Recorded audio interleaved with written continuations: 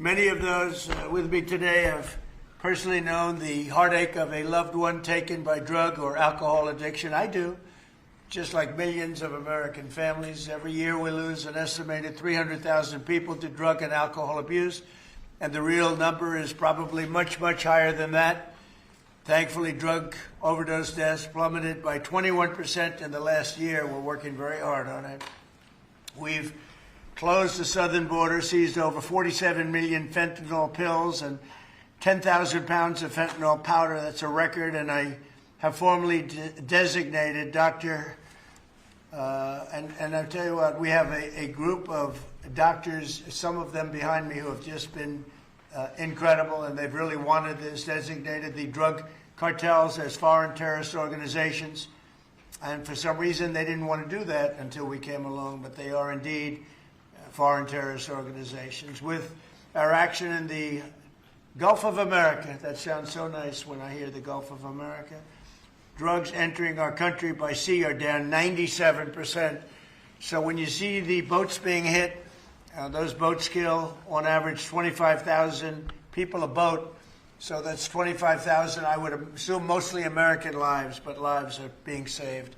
Now we're taking a bold action to help Americans struggling with all forms of addiction so they can get the help and the support that they need to free themselves from the horrible burden of dependency. The Great American Recovery Initiative will bring together federal, state, local, and private sector resources to support addiction, recovery, treatment, and prevention. And it will help mobilize the full resources and authority of the federal government to help stop this tremendous plague. And I'd now like to invite Secretary Kennedy to start, and then Catherine Burgum, and then I'll sign the order, which I've just signed, and wanted to make sure the signature was good. Took my time, and we get. Let me just see. Pretty good. Pretty good.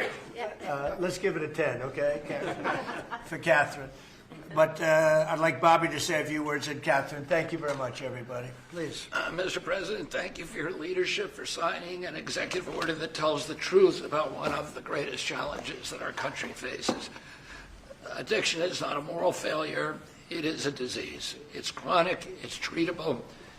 And for too long, our nation has responded with fragmentation, with stigmatization, and silence instead of science, compassion, and coordination.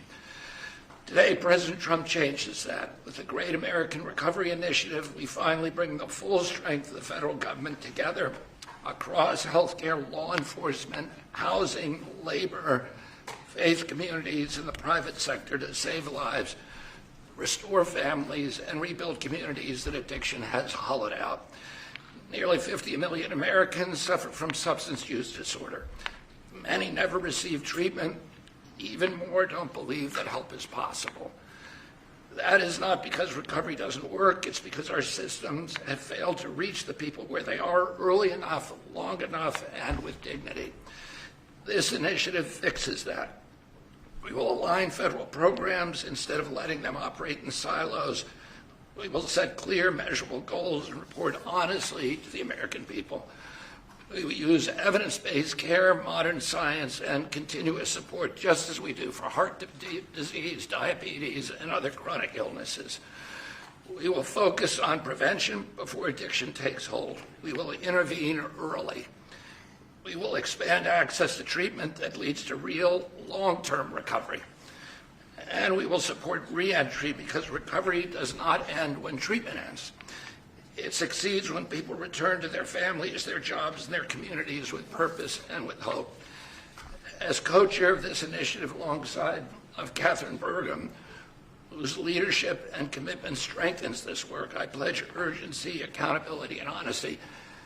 Catherine and I share the experience of having been addicted and long-term recovery. Almost everybody in this room and almost everybody in our country has been touched by addiction. Steve Witkoff, who's here, had an extraordinary son, Andrew, who was a superstar boy, a straight A student, an athlete, and a wonderful leader, and lost that son to addiction. President Trump has talked about his own family's struggle with addiction. all of us are touched. If it touches these people, it can hurt every American. Thank you for watching. Subscribe below and download our NewsNation app right now on your phone, and you will get fact-based, unbiased news for all Americans.